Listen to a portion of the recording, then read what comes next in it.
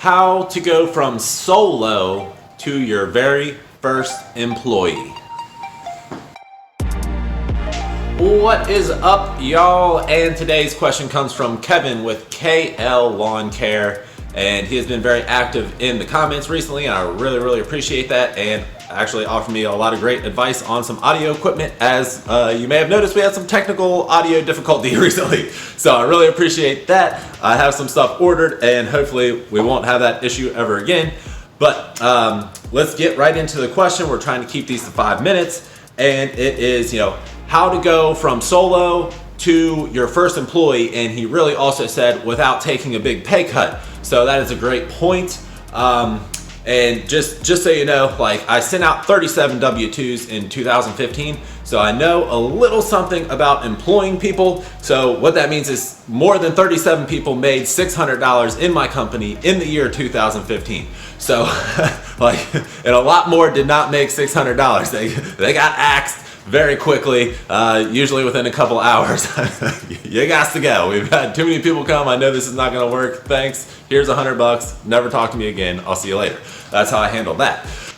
Okay, so getting into the question, basically, like, you really can't not expect to take some kind of a pay cut. Like, maybe you could possibly pull it off, but it's something that it's just the way it works. You're gonna add somebody a paycheck to somebody every week. Like, more than likely, you're gonna take a slight pay cut in this process.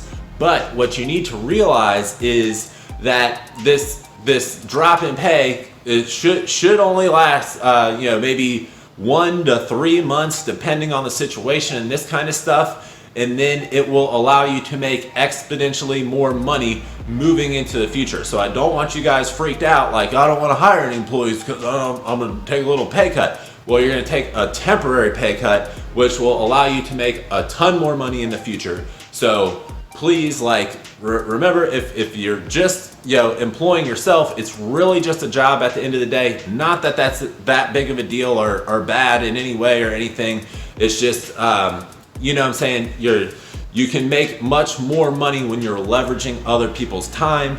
And I think that's very appealing to anyone who starts a business. That is obviously one thing they are really wanting to do, whether they know it or not. Like, that's the whole idea behind it, in my opinion. Like, let's use other people's time, brain power, resources, etc., to generate money for the company. And I own the company, so I'm taking the money off the top or whatever. Everything needs to be done in the right way, and you need to be providing value and all that kind of stuff. But that is the whole kind of concept of hiring the employees, is you use them as leverage. Even though you got to understand they're people and stuff like this, you can't really look at it like that. But at the end of the day, that's what's happening. No matter how you want to say it or whatever, that is what's happening. And it's how the world works. So there's really, don't feel bad about it. That's just how it is. Okay, so my next tip on here is simply do the math. Like, the profit calculator would honestly be a great tool. I don't even know if there's a better tool in the world to do this with. The profit calculator is absolutely perfect for this. Indirectly, it just happened to be. But you can just run your numbers as is and then add in the employee onto the spreadsheet and see what happens to your numbers, right? And what you can do here is determine he's going to work this many weeks, he's going to make this much on average per week, stuff like that. How much is it going to cost you over the course of a season? Okay, let's say you're going to pay this new guy roughly $25,000 throughout the course of the season. Like, logically, you're going to need to bring in at least $25,000 more to make this make sense, right?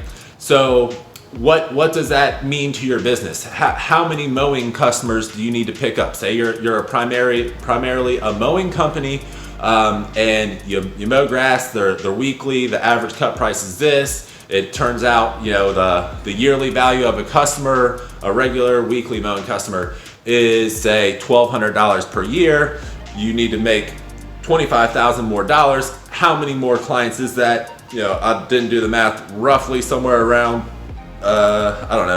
20, something like that. Can you get 20 more clients? Is that going to work? All that kind of stuff. So run the math, play around with the numbers. Don't just focus on getting new customers to account for that increased revenue you need to bring in. Also remember upsells. Like, don't forget about upselling your current customer base, because it's a lot easier to sell somebody that is already doing business with you than a brand new person. And then maybe my best tip here, and I can't remember, I wish I knew who I could credit this to. It very possibly could be the Lawn Care Millionaire, but I'm actually doing this myself with my Phantom supercar payment that I'm making every month. I'm taking $1,500 out of my checking account and I'm moving it to my savings account, and it's just staying in there, so it's just staying in my bank account. But I'm looking at a $1,500 a month increase in what I need to pay to afford a supercar when it comes to gas, insurance, and car payment. So I'm putting that money in there. So I'm kind of doing like a test run of how is this actually going to affect my financials before it's happening in real life, because I'm just moving it from my checking to my savings. So it's not costing me anything. It takes 10 seconds to do with my online banking. But now the money is out of that account and I act like it's gone and it's just in my savings account. So do that for a couple months. If you're like, man, I don't know if I can afford it or not, just go ahead and start putting that money over there. If you actually do need the money to pay the bills or whatever, you still have it. But if you realize, hey, I can comfortably afford this, then you know you're good to go. Go ahead and take your time, find an employee, leave that money in there and start paying the employee out of that. And it'll essentially like not cost you anything for a little while. Obviously it still did and this and that, but you kind of see what I'm saying, hopefully. But I think that is just like a really, really, whoever thought of that, I did not think of that, is a freaking genius, because that, you're just kind of doing a test run, but you still have all your money. If you do need it, it's not actually gone, you still have it. So that would be my number one tip for this scenario, is start putting it into a separate bank account and act like you don't have it. And then when you're comfortable, when the numbers are working out, then you're good to go and you can hire them very, very comfortably, no worries at all. You know what I'm saying? Check the description for any more information that I've thought during the editing process and all of that. And I'd love to hear anybody else's opinion on any of these Q&A topics, any of the videos in general, really. But until the next video, keep making money.